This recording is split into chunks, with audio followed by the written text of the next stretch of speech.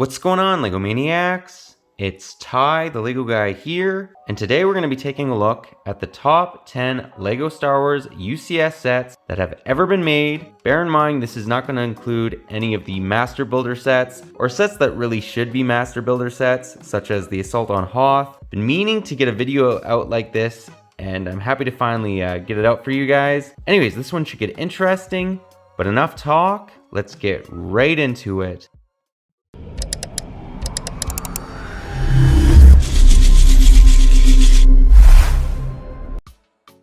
And at number 10, we've gone with the 10240 Red 5 X-Wing Starfighter. This is a phenomenal looking X-Wing. The X-Wing by far is the most popular Rebel ship, and I feel that this is the best version they've ever made, of it. There are a couple different little problems, things they could maybe improve on, being the engines. They're a bit small in my opinion, as well as the R2. It should be a bit bigger.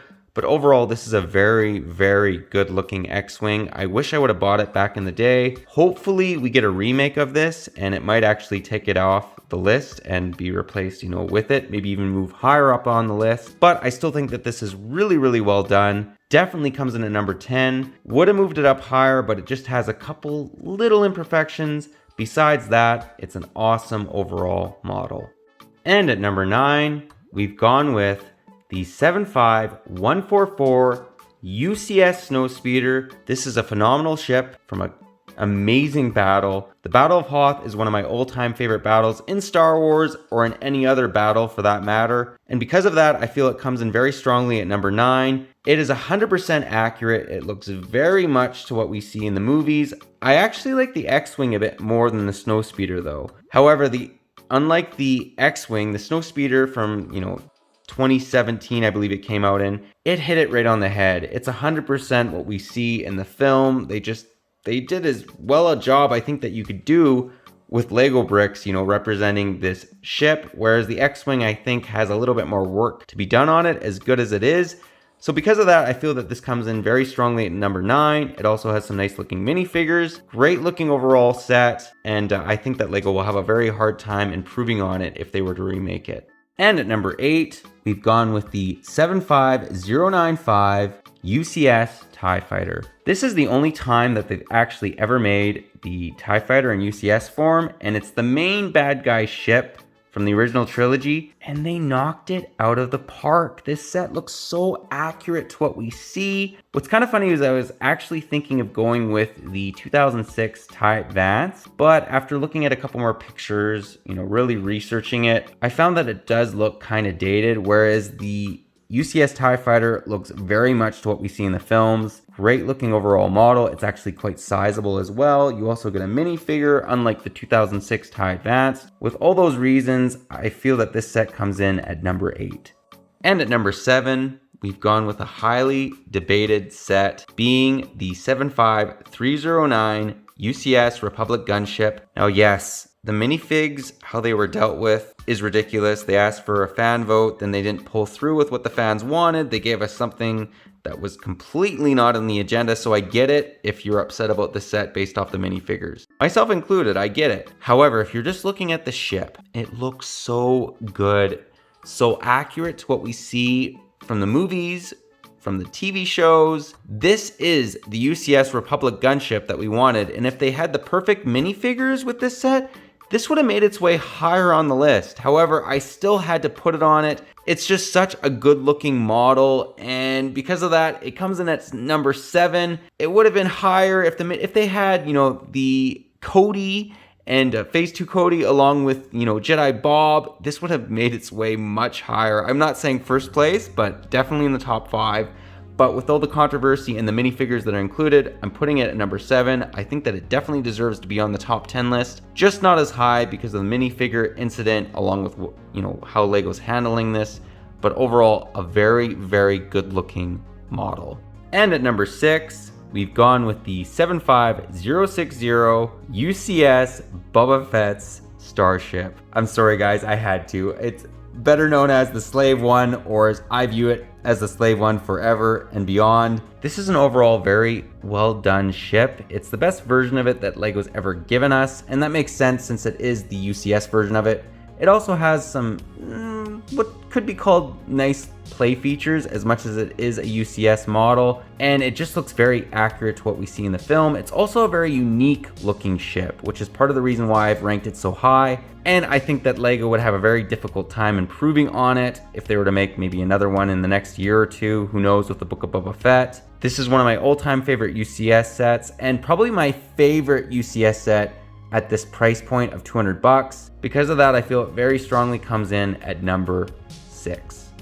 And at number 5, we've gone with an absolute behemoth, being the 75252 UCS Imperial Star Destroyer. This set is ridiculously big. It's one of the largest UCS sets LEGO's ever made. It's the largest Imperial set LEGO's ever made. As of now, I know that we're getting the brand new AT-AT, which should tie it in size, but it is by far the largest ship. And not the largest ship, but the largest ship for the Imperials, I should say. The Falcon's still larger. It is just, it's not gonna win any beauty contests. It's not a beautiful looking, destroyer. However, it's what you want. Like when you look at the first scene in Star Wars, A New Hope, and you see that Star Destroyer coming at you, that's what this is. That's what I imagine when I see it. It's big, it's massive. I actually have it in the corner of my bedroom, and I absolutely love it for that reason.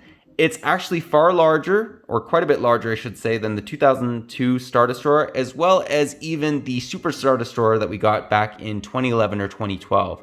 It is a beast, and because of that, I feel it comes in at number 5. And at number 4, we've gone with the UCS 10143 Death Star 2. This is actually the only time LEGO's ever made this exact Death Star. Yes, we've got play models, but we've never got anything quite like this. I also like the fact that they didn't bother making the Death Star 1, just because it would have been just basically a big ball, whereas this one you have, half of it is not constructed, which is actually really well detailed. I own this set, and it's one of my favorite UCS sets, obviously, since it comes in at number 4. You also have the Death Star shooting off its super weapon, which is also quite cool, along with a mini Super Star Destroyer. Really, really like this one. Definitely comes in at number 4. Hopefully LEGO makes a remake of this, because I was looking at the aftermarket and it's actually extremely expensive. So obviously a lot of other people really want this set, which I understand. It would be a great display piece. Be awesome to see what they can do with this nowadays, maybe include some exclusive minifigures. But yeah, this one definitely comes in at number 4. Hopefully we get a remake sometime soon.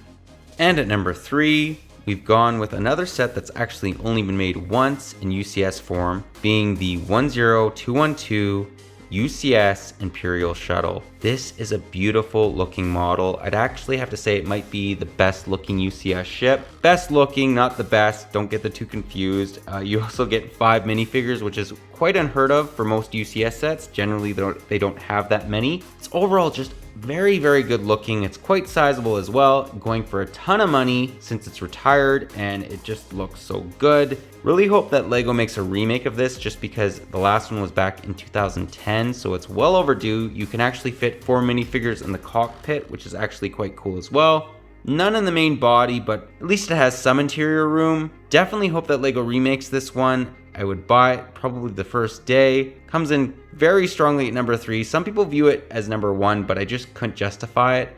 But definitely number 3. This is a must buy if you can get it for a reasonable price. And at number 2, we're going with another set that's actually only been made once in UCS form, being the 10221 Super Star Destroyer. I believe it's the longest, not the largest, but the longest UCS set ever made. It's actually like 4 feet long, which is really crazy. You also get 5 minifigures with it. It's just very unique looking. I wouldn't say that the underbelly is the best. They could definitely improve on that if they were to make a remake of it. But if you just look at the top of the ship along with the back of it, the engines look phenomenal. I love the fact that they have kind of like all these little buildings in the interior of the ship as well, kind of making it look like a city that's built on a spaceship, which is basically what this is. Definitely comes in at number 2. Couldn't quite make number 1. It also has a very small interior, but it's quite cool because it's where Darth Vader talks to the bounty hunters and he tells them basically to go find Luke Skywalker. I also like that because that actually is kind of rare for UCS set. They generally don't have an interior. But yeah, definitely comes in at number 2. Hopefully LEGO makes a remake of it.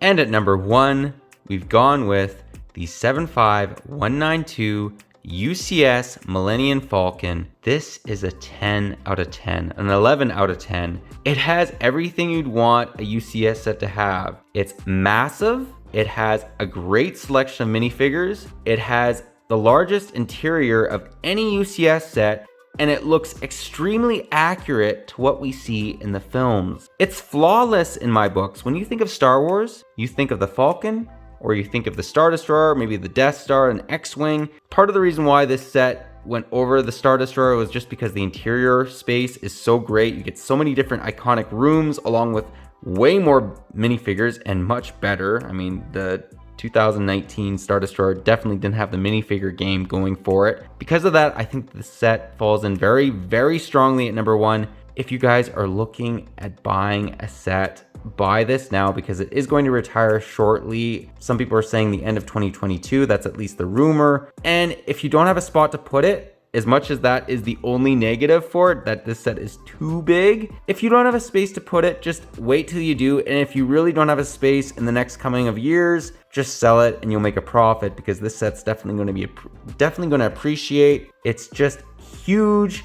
And I don't think that LEGO's ever going to make a Falcon at this scale, just because that's the only negative remarks I've ever heard about it, is that it's too big, if you can believe it. But yeah, overall, this definitely comes in at number 1. I couldn't justify putting any above it, but that pretty well does the video.